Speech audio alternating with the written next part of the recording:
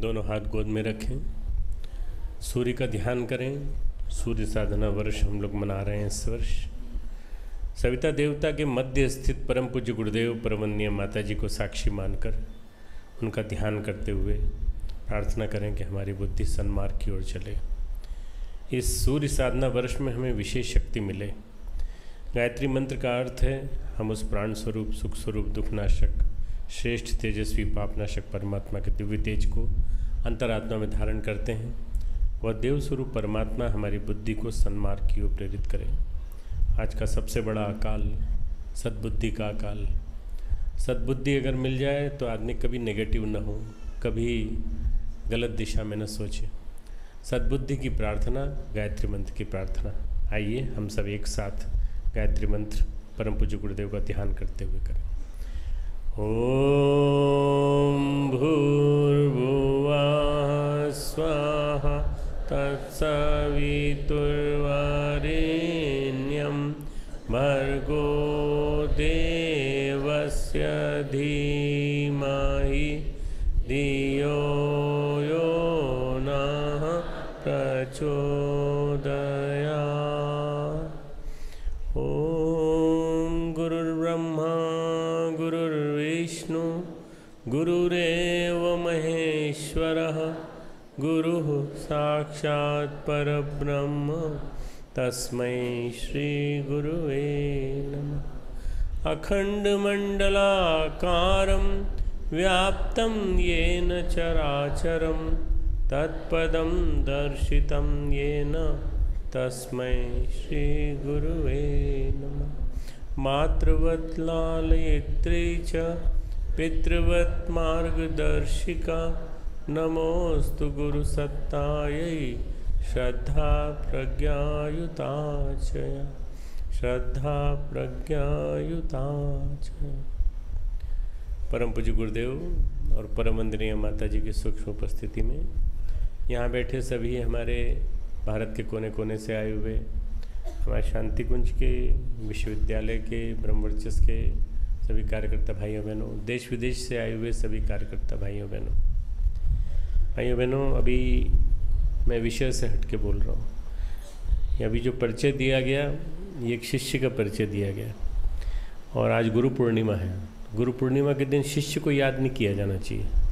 गुरु पूर्णिमा के दिन केवल गुरु को याद किया जाना चाहिए। गुरु की स्तुति बोलनी चाहिए, गुरु की ही प्रशंसा होनी चाहिए, गुरु के ही बारे में सब कुछ होना चाहिए, क्योंकि सब कुछ तो गुरु को अर्पण है। तो फिर शिष्य का क्या रहा? अब शिष्य ने अपने आप को खाली कर दिया, शिष्य ने अपना सब कुछ गुरु को दे दिया, तो शिष्य का अपना क्या रहा? मेरी एमडी की डिग्री किस काम की? मेरी पोस्ट किस काम की? मैं कहाँ काम करता हूँ, मैं क्या लिखता हूँ, मैं क्या काम करता हूँ, मैं जितना भी करता हूँ वो भी कम है। अगर मैं करता हूँ और अगर मेरे अंदर मैं का भाव है तो मेरे अंदर कुछ कमी है। इसलिए मैं आज सबसे पहले एक प्रतिज्ञा ये करता हूँ कि ये जो मेरी स्तुति की गई है इसको मैं भुलाने की कोशिश करूँगा। इसको भुला दूँगा तो कम से कम मेरे अंदर का शिष्यत्व तो जागृत होगा। मैं अपने अंदर के एक शिष्य को जागृत कर सकूँ। भाइयों बहनों, आज गुरु पूर्णिमा पर्व है। गुरु पूर्णिमा पर्व आदिकाल से मनाया जाता रहा है। हमारी भारतीय संस्कृति का सबसे चिर पुरातन पर्व अगर कोई है तो गुरु पूर्णिमा पर्व है। परम पूज्य गुरुदेव ने इस गुरु पूर्णिमा पर्व को इसलिए मनाना चालू किया कि इसी के माध्यम से सभ्यता और संस्कृति के बीज अक्षुण्ण बने रहे। सभ्यता और संस्कृति बनी रहे, इसके लिए ये गुरु पूर्णिमा पर्व मनाया जाता है। अगर गुरु जिंदा रहेंगे, गुरु साहिबान जिंदा रहेंगे तो सब कुछ जिंदा रहेगा, और अगर गुरु समाप्त हो जाएंगे तो सब कुछ समाप्त हो जाएंगे। जितने भी क्रूर लोग आए हैं इस धरती पर, दुष्ट लोग आए हैं, उन्होंने सबसे पहले गुरुओं को समाप्त करने की कोशिश की। उस देश की, उस स्थान की संस्कृति को नष्ट करने के लिए गुरुओं को मारना चालू किया। मैं उदाहरण देता हूँ एक। औरंगजेब बहुत क्रूर था। औरंगजेब ने गुरु तेग बहादुर को दिल्ली बुलवाया और दिल्ली बुला करके गुरु तेग बहादुर को बाकायदा इतना ज़्यादा पीड़ित किया, इतना ज़्यादा टॉर्चर करके और उनको वहाँ मारा। इसके बावजूद भी मित्रों सिख धर्म नहीं मरा, सिख धर्म और बढ़ गया। और उसके बाद गुरु गोविंद सिंह पैदा हुए। गुरु साहिबान की परंपरा ये बताती है कि कभी भी किसी भी स्थिति में गुरु समाप्त नहीं हो सकते। गुरु रहेंगे तो विश्व भर में भारत जगत गुरु बना रहेगा। गुरु वास्तव में सही अर्थों में जिंदगी का शीर्षासन है। गुरु हम सब के लिए एक ऐसी प्रक्रिया है जो हम सब के जीवन को ऊंचा उठाने के लिए और हम सब के जीवन को सही मार्गदर्शन देने के लिए अवतरित होते हैं। अगर गुरु न होते तो वास्तव में हम लोग कभी अपनी स्तुति नहीं गा पाते। गुरु ब्रह्मा गुरु विष्णु गुरुदेव महेश्वर। गुरु ब्रह्मा है, जन्मदाता है। गुरु विष्णु है, पोषण करता है। गुरु महेश्वर है, गुरु सारी की सारी आसुरी विपत्तियों को, गुरु जितनी प्रकार की हमारे जीवन में विकृतियाँ आती हैं उनको नाश करने की क्षमता रखता है। परम पूज्य गुरुदेव ऐसे ही सदगुरु के रूप में अवतरित हुए। और मित्रों, गुरुदेव ने एक बात लिखी है जिसको आज एक विमोचन हो रही है किताब। आज आपके सामने किताब आ जाएगी, आप खरीद भी सकते हैं। तत्सवितुर्वरेण्यम, सूर्य साधना की उपलक्ष्य में वो किताब प्रकाशित हुई है इस वर्ष की। अखंड ज्योति का विशेषांक भी निकाल सकते थे, पर हमने पुस्तक निकाली, पुस्तक प्रकाशित की। उस पुस्तक में आप पढ़िएगा, उसमें गुरुदेव ने लिखा है कि मेरे बच्चे कहीं बिगड़ न जाए, मेरे बच्चे कहीं गड़बड़ा न जाए, इसलिए मैंने तंत्र साधना उनको नहीं दी। मैंने क्या किया, मैंने 10 बार शोधन किया शब्दों का, और शोधन करके मैंने गायत्री मंत्र को इस लायक बनाया कि मेरे बच्चे ही नहीं, संसार भर के बच्चों को मैं गायत्री मंत्र दे सकूं, संसार भर के बच्चों को गायत्री मंत्र दे सकूं।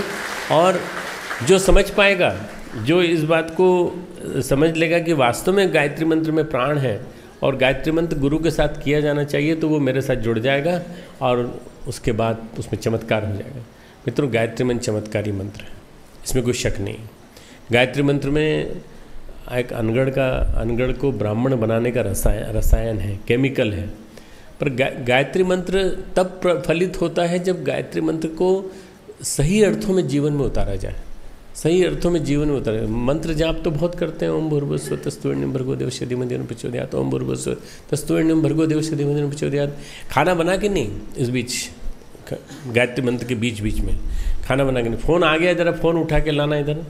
आपका गायत्री मंत्र चल रहा है, आपका जप चल रहा है, जप के बीच में 50 बातें चल रही हैं, दुनिया भर की बातें चल रही हैं, ये तो गायत्री मंत्र का जप नहीं है।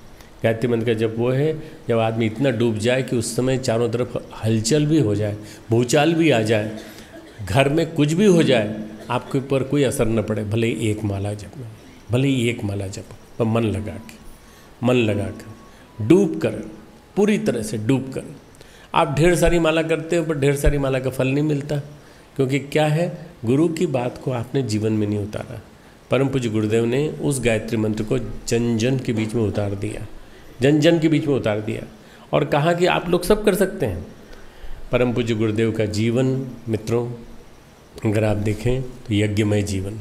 गुरुदेव के जीवन को एक भाषा में परिभाषित करना हो तो यज्ञ, और गुरुदेव के कर्तत्व को, गुरुदेव के लेखन को परिभाषित करना हो तो गायत्री।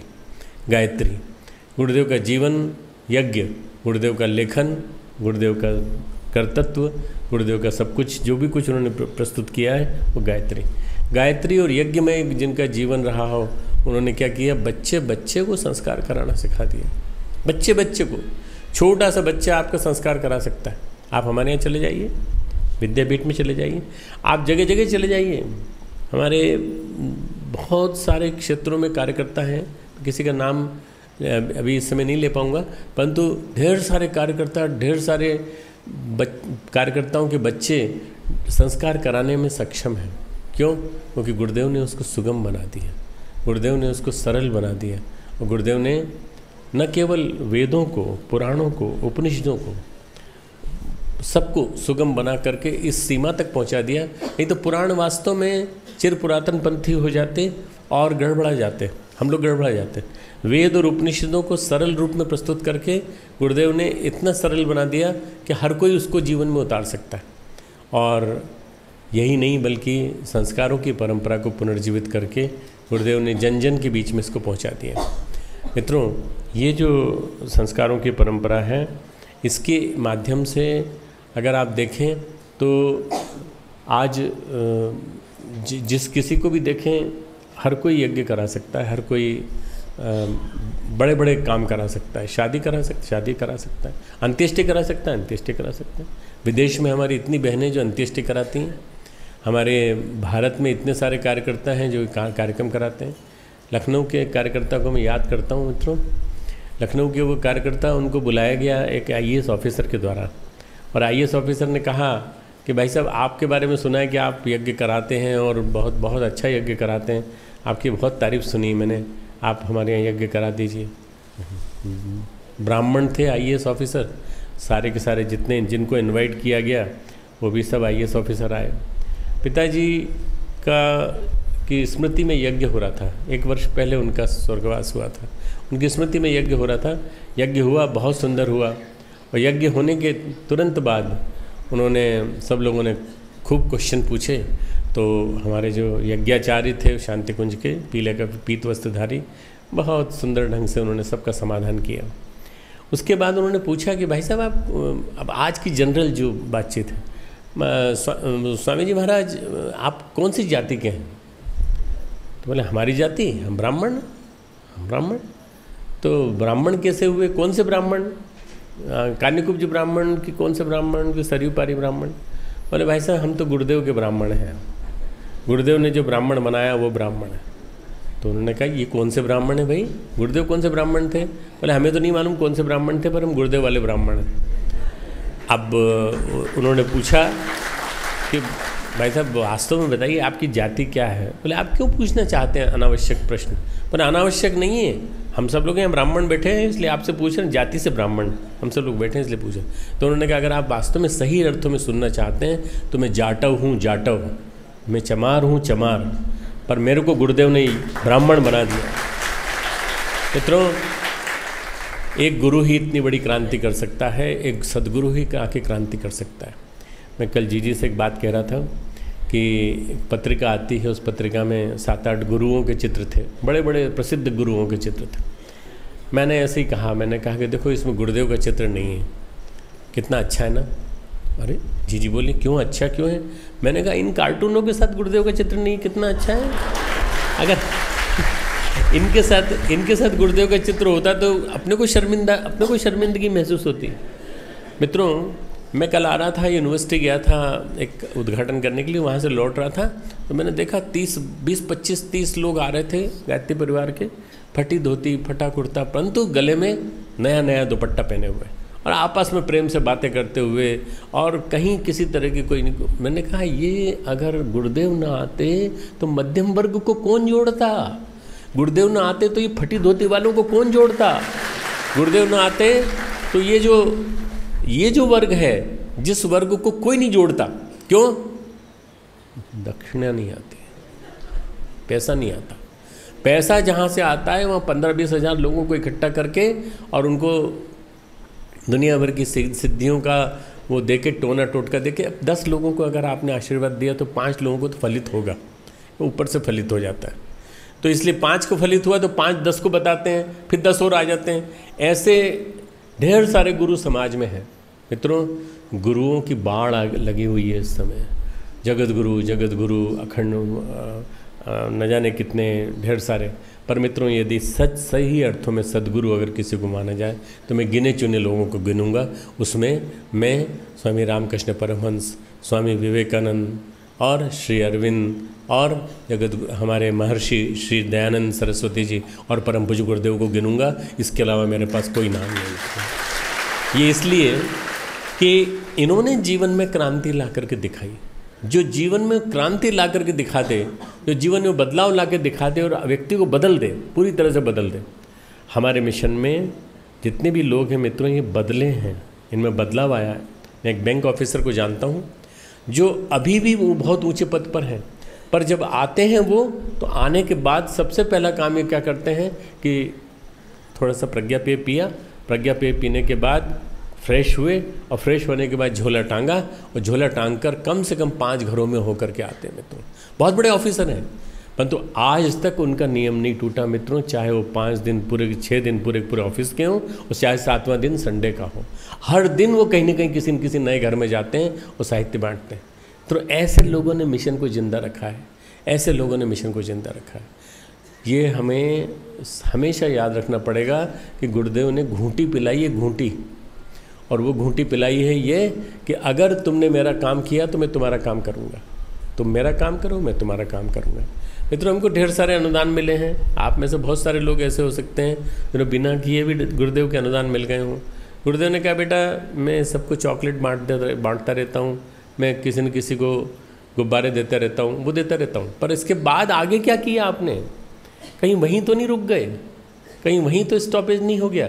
मित्रों, हम सब लोगों को ध्यान रखना है, गुरु पूर्णिमा पर्व हमें देने के लिए कहता है, देने के लिए अपना सब कुछ, अपना जीवन, अपना समय, अपना सब कुछ।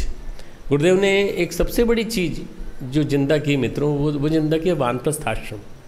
वानप्रस्थ आश्रम, मैं समझता हूँ गुरुदेव की सबसे बड़ी क्रांतिकारी खोज अगर कोई है तो वो है वानप्रस्थ आश्रम। गुरुदेव ने कहा किसी भी समय 20 साल की उम्र के बाद गुरुदेव ने वानप्रस्थ विशेषांग निकाला।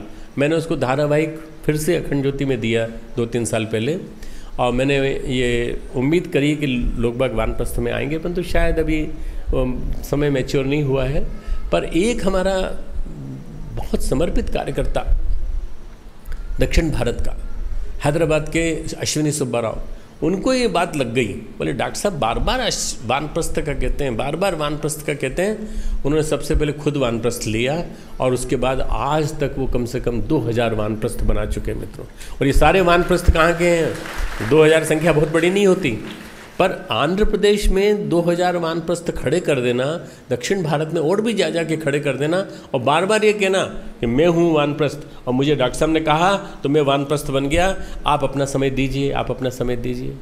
आप ज़्यादा नहीं दे सकते, सप्ताह में 2 दिन दे सकते हो। सप्ताह में 2 दिन गुरुदेव के काम के लिए निकालो।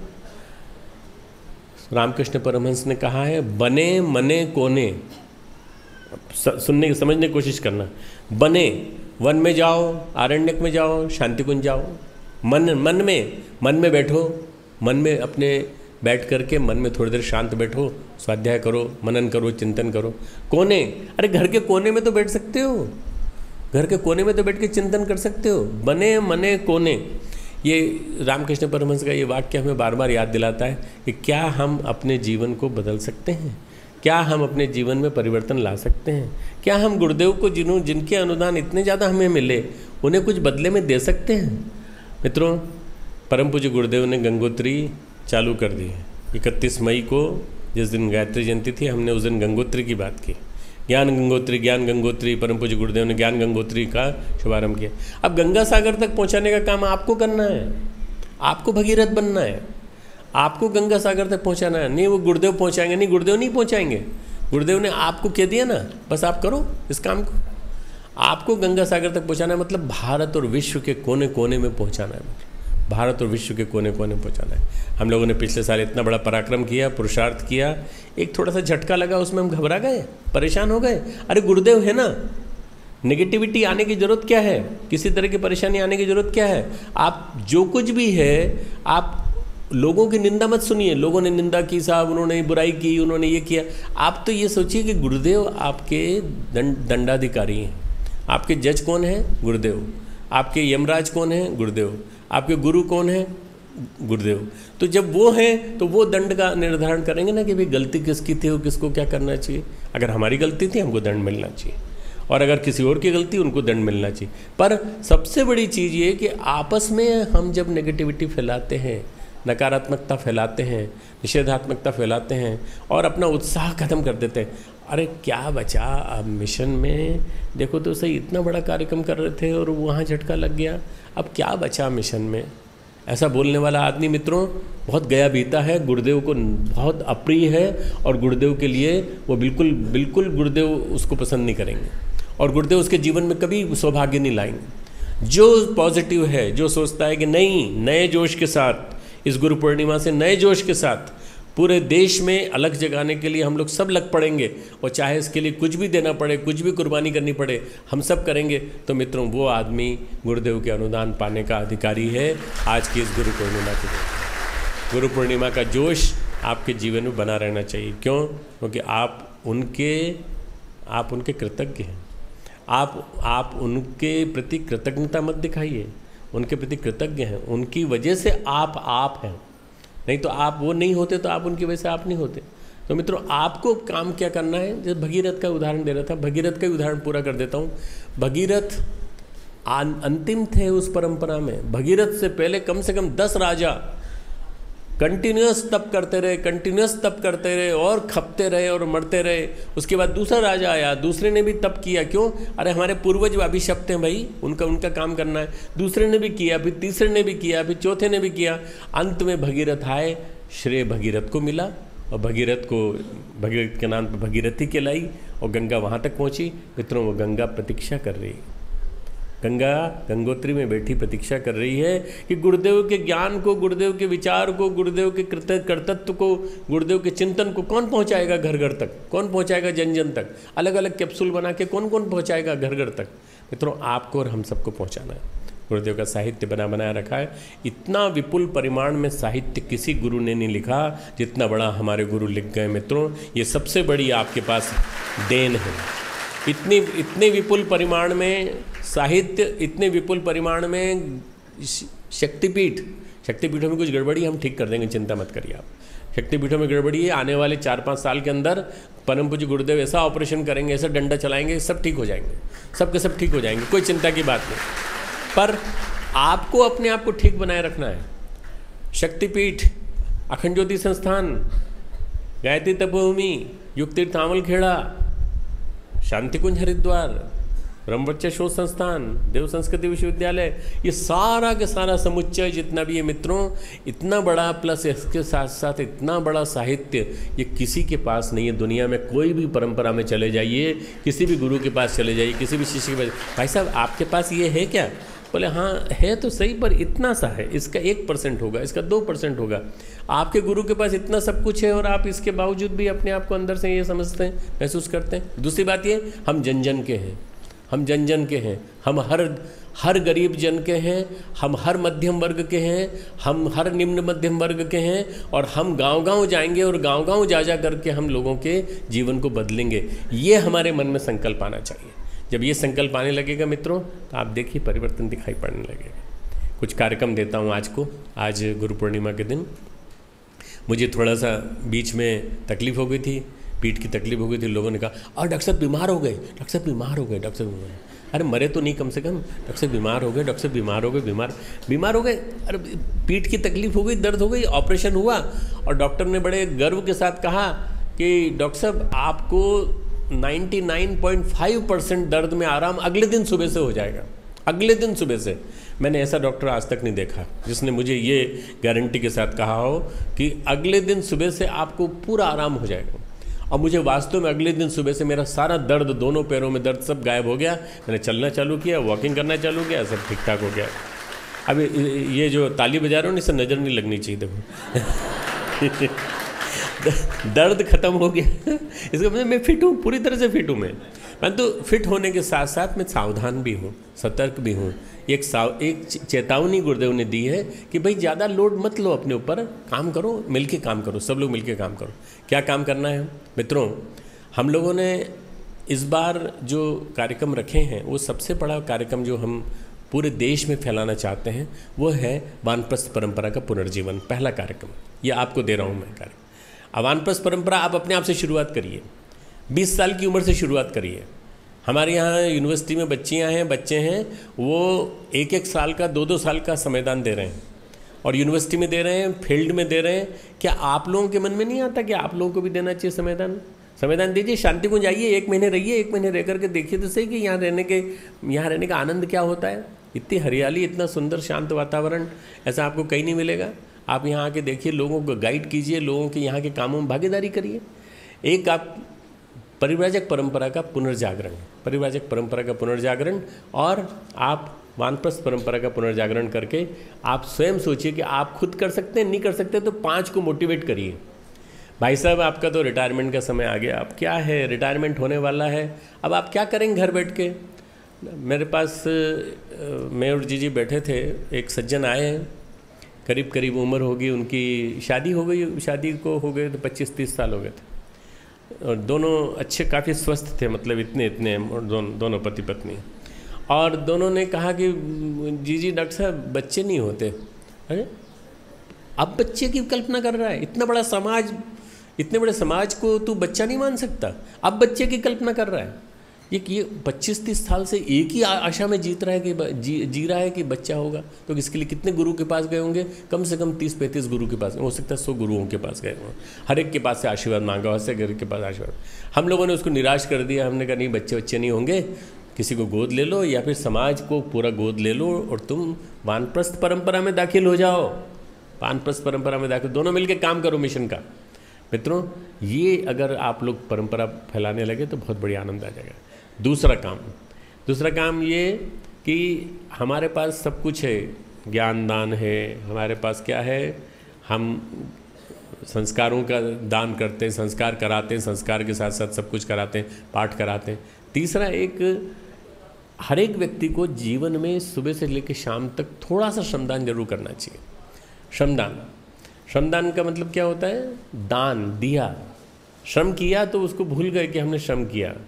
आप, गुरुदेव ने कहा था, स्थूल शरीर से श्रम, सूक्ष्म शरीर से चिंतन स्वाध्याय और कारण शरीर से ध्यान, ये 3 काम जरूर करना चाहिए।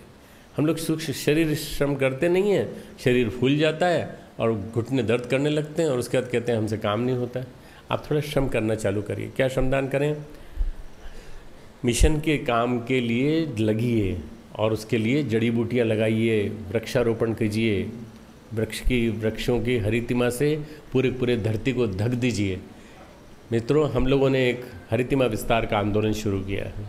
हरितिमा विस्तार में अभी हम नर्मदा नदी को हरी चुनरिया उड़ाने जा रहे हैं। हरी चुनरिया पूरे के पूरे 5 किलोमीटर के विस्तार में पेड़ लगाए जाएंगे एक साथ 5000 लोगों के द्वारा, अभी 10 तारीख को।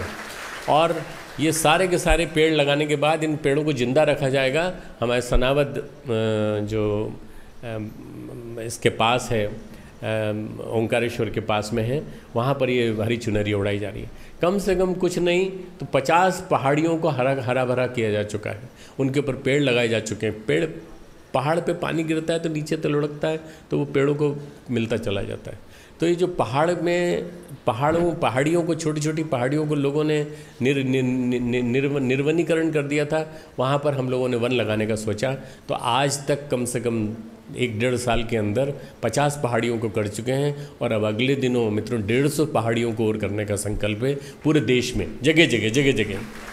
एक हमारा बालक है, बुरहानपुर का बच्चा है, मनोज तिवारी, बहुत बढ़िया लड़का, खूब काम करता है।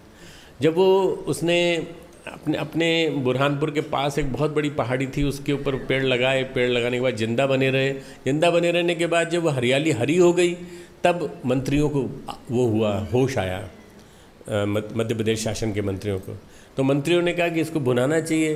मंत्रियों ने कहा भाई तुम बहुत अच्छे आदमी हो, तुम बहुत बढ़िया आदमी, हम आना चाहते हैं, तुम्हारा सम्मान करना चाहते हैं। बोले आप आइए, बैठिए, कोई दिक्कत नहीं है, पर यहाँ सम्मान उनका होगा जिन्होंने पेड़ लगाए थे। आपने पेड़ लगाए थे? वो नहीं लगाए थे। तो मंत्रियों को नीचे बिठाया और सारी की सारी जनता ने ताली बजा के स्वागत किया कि ये बहुत बढ़िया तरीका है, ये बहुत बढ़िया तरीका। जिन लोगों ने पेड़ लगाए थे उनका सम्मान किया।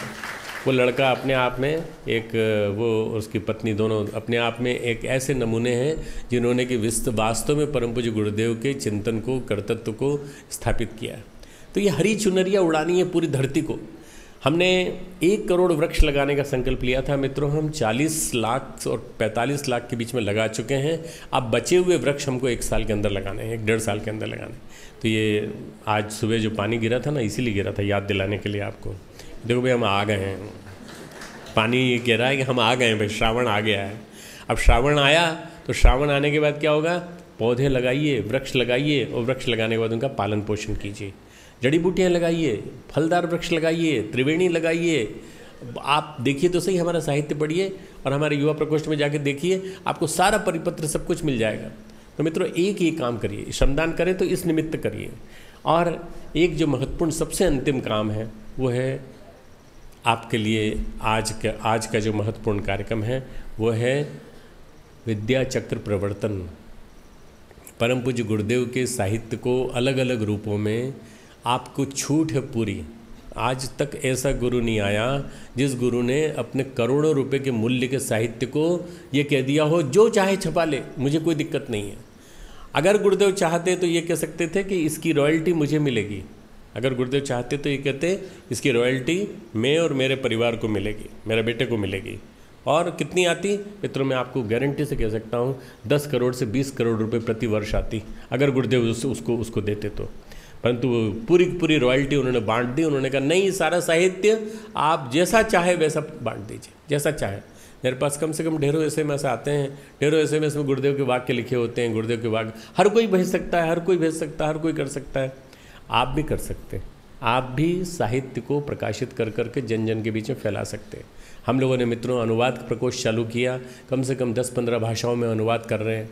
अभी हमारे वहाँ के तंजानिया के हमारे स्वाहिली भाषा में उन्होंने स्टिकर्स फैलाए, तो वहाँ के उनके प्रधानमंत्री ने, जो राष्ट्रपति हैं, उन्होंने बुला करके उनको सम्मानित किया कि आप स्वाहिली भाषा में इतने अच्छे अच्छे विचारों को प्रकाशित कर रहे हैं।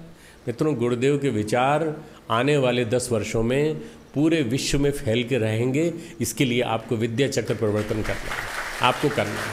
और इसके लिए जितने लोगों तक पहुंचा सके, अरे आज कुछ नहीं किया तो कम से कम एक आदमी तक तो पहुंचाया साहित्य, उसको पढ़ने के लिए मोटिवेट किया कि नहीं, बस ये आप करना मित्रों। मैं एक ही बात कह के अपनी बात समाप्त करूंगा कि गुरु पूर्णिमा पर्व हम सब लोगों के लिए अपने अनुदानों को चुकाने का पर्व आया है। ये अनुदानों को चुकाने का पर्व, अर्पण का पर्व है, देने का पर्व है। हम क्या दे सकते हैं गुरुदेव को? हम राशि दें कि नहीं दें मुझे नहीं मालूम मित्रों, राशि है कि नहीं आपके पास। हम और कुछ अपना दे सकते हैं कि नहीं दे सकते, पर हम अपना समय दे सकते हैं, अपना जीवन दान दे सकते हैं। अपना समय, मैंने कहा 2 दिन दे दीजिए सप्ताह में 2 दिन, सप्ताह में 2 दिन, आंशिक प्रवज्य दे दीजिए, सप्ताह में 2 दिन, सैटरडे संडे दे दीजिए। हमारा एक प्रोफेसर है वहाँ का विवेक विजयवर्गीय, ये जोधपुर का, वो हर सैटरडे संडे को एक नए ज़िले में जाता है और वहाँ नए ज़िले में जाके युवा सम्मेलन आयोजित करता है और कम से कम नए 150-200 युवाओं को जोड़ता है हर सैटरडे संडे को। क्यों सैटरडे संडे छुट्टी नहीं होती मित्रों? वो छुट्टी नहीं मना सकता क्या उसके मन में नहीं आता होगा कि मेरी पत्नी मेरे से चाहती नहीं? पत्नी कहती मैं भी साथ दूंगी तुम्हारा। दोनों पति पत्नी दोनों मिलके जाते हैं और बच्ची भी साथ जाती है। बच्ची छोटे छोटे बच्चों में कहती है और पति पत्नी कहते हैं। मित्रों, अगर ऐसे हम लोग, स्वामी विवेकानंद ने 100 आदमी कहा था, मैं कह रहा हूँ ऐसे अगर हमने 1000 आदमी खड़े कर दिए तो मित्रों मिशन हमारा अगणित गुना फैलता चला जाएगा। आप सबसे मुझे आज के दिन यही उम्मीद है। खूब खूब मंगल कामनाएं, खूब खूब आशीर्वाद।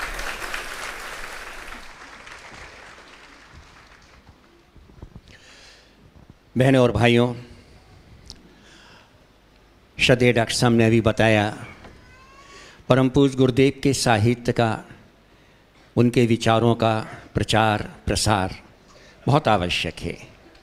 हमारा शांति कुंज का भाषांतर प्रकोष्ठ पिछले 3 वर्षों से इसका प्रयास कर रहा है। 17 भाषाओं में 500 से ज़्यादा पुस्तकें अनुवाद करके प्रकाशित कर चुका है। आज की महत्वपूर्ण पुस्तक तत्सवितुर्वरेण्यम सौर साधना वर्ष में एक महत्वपूर्ण पुस्तक है, जिसका जिक्र परम श्रद्धेय डॉक्टर साहब ने यहाँ पर किया था, आपके सामने विमोचन होने के लिए जा रही है।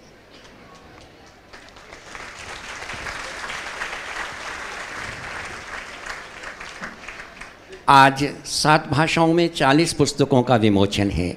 दूसरा हमारी नेपाली भाषा का, पंजाबी भाषा का, बंगला पुस्तक का, तेलुगु और मराठी, और इसके साथ साथ नेपाली भाषा की हमारी 7 पुस्तकें हैं जिनका विमोचन। इसके बाद हमारी पंजाबी और बंगाली भाषा की 3 और 2 पुस्तकें हैं क्रमशः। हमारी तेलुगु भाषा की 12 पुस्तकें हैं जिनका विमोचन श्रद्धेय डॉक्टर साहब ने किया, और इसके साथ मराठी भाषा की 10 पुस्तकें हैं, जिसमें 5 ये हैं, 3 ये, 2 ये हैं। ये पुस्तकें हैं जो आपके सामने यहाँ पर श्रद्धेय डॉक्टर साहब के द्वारा विमोचित की गई हैं। इसके बाद स्वाहिली भाषा, जिसका जिक्र श्रद्धेय डॉक्टर साहब ने किया, मॉरिशस और साउथ अफ्रीका के अंदर विशेष रूप से ये भाषा बोली जाती है। ये पुस्तक जो श्रद्धेय डॉक्टर साहब ने यहाँ पर करी है, ये स्वाहिली भाषा में है। हारिए ना हिम्मत जो हिंदी की पुस्तक है, लूज़ नॉट योर हार्ट जो इसका अंग्रेजी अनुवाद है, और ये स्वाहिली भाषा में इसका अनुवाद किया गया है। और एक विशेष चीज़ है, स्टिकर्स, ये भी स्वाहिली भाषा में हैं, जो यहाँ पर श्रद्धेय डॉक्टर साहब ने जिनका विमोचन किया है। और एक सबसे बड़ी विशेष चीज़ जिसका विमोचन होने के लिए जा रहा है, बहुत सारे लोग हैं जिनको भगवान ने नेत्रों की ज्योति नहीं दी है, लेकिन उनके लिए यहाँ पर साहित्य की व्यवस्था ब्रेल लिपि में की जा रही है। और इसका सबसे बड़ा योगदान हमारे बम्बई शाखा के श्री महाले जी ने किया है। और उन्होंने ऐसे अंध विद्यालयों के लिए इस पुस्तक को बनाया है, जिसमें वहाँ पढ़ने वाले, वहाँ रहने वाले बच्चे इसको पढ़ सकें और पढ़ने के बाद इनके विचारों को जीवन में उतार सकें। कहते हैं जहाँ चाह है वहाँ रहा है। अगर हमारी चाह हो तो निश्चित रूप से हम परम पूज्य गुरुदेव को जन जन तक पहुँचा सकते हैं। यही गुरुदेव का संदेश। आप सभी लोग यहाँ पर एक और चीज़ देखेंगे। आज भारतीय संस्कृति ज्ञान परीक्षा की वेबसाइट का उद्घाटन श्रद्धेय डॉक्टर साहब कर रहे हैं। वेबसाइट है www.VSGP भारतीय संस्कृति ज्ञान परीक्षा .org। इसका यहाँ पर लॉन्च किया जा रहा है श्रद्धेय डॉक्टर साहब के द्वारा। अब आगामी 6 महीनों में विद्यार्थी नेट पर भी परीक्षा दे सकेंगे, जो आसान हो जाएगी। कोई उठेगा नहीं, दोनों हाथ जोड़कर गुरु सत्ता को नमन करें। यहाँ से हाथ जोड़ें और गुरु सत्ता को नमन करें। ओम नमोस्तुनंताय सहस्रमूर्तये सहस्रपादाक्षिशिरोरुवाक् सहस्रनाम्ने पुरुषाय शाश्वते सहस्रकोटियुगधारिणे नमः सहस्रकोटियुगधारिणे नमः। अभी कोई भी अपने स्थान से नहीं उठेगा। कुछ महत्वपूर्ण सूचनाएं हैं, उन सूचनाओं को सुनने के बाद ही आप सभी लोग यहाँ से जाएंगे। श्रद्धेय डॉक्टर साहब, श्रद्धेय अजीत जी गुरु सत्ता को नमन कर अपने स्थान के लिए प्रस्थान कर रहे हैं। देखिए, एक अनुशासन नियम, कृपया अपने स्थान से ना उठें।